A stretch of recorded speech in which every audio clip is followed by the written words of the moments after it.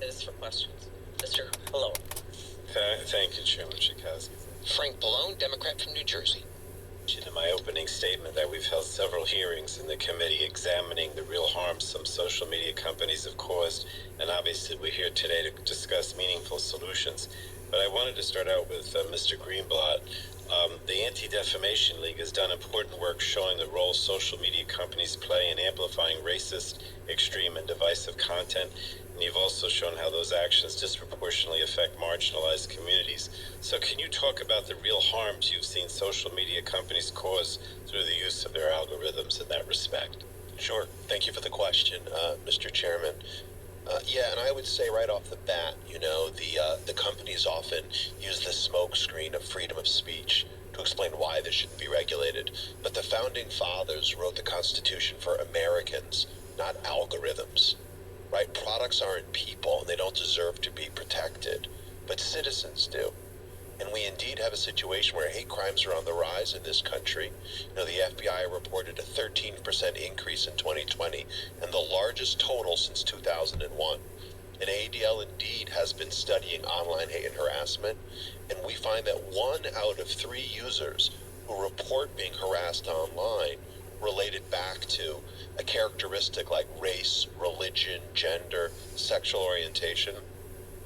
And we've seen real examples. I think about Taylor Dumpson, who's the young woman. She was the first African-American female president of the student government at American University. I think she may have testified before you a year or two ago.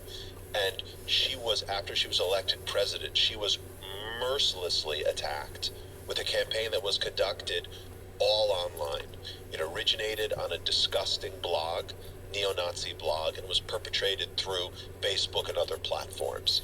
And it started with the hate online, Mr. Chairman, and then you had nooses being placed all over campus. ADL worked very closely with Ms. Dumpson, and she's in a much better place today.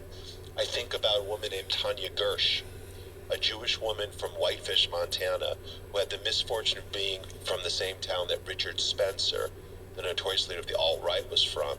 And when Miss Gersh was identified and then doxxed by the alt-right and neo-Nazis, she indeed as well was so mercilessly attacked, her and her family.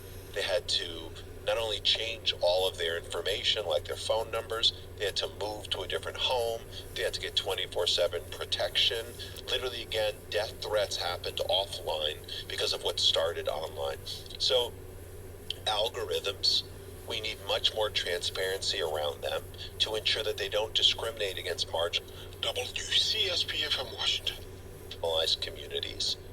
We need to realize that, as we were saying earlier, Facebook's AI, their vaunted machine learning, literally misses 95 to 97% of the hate speech.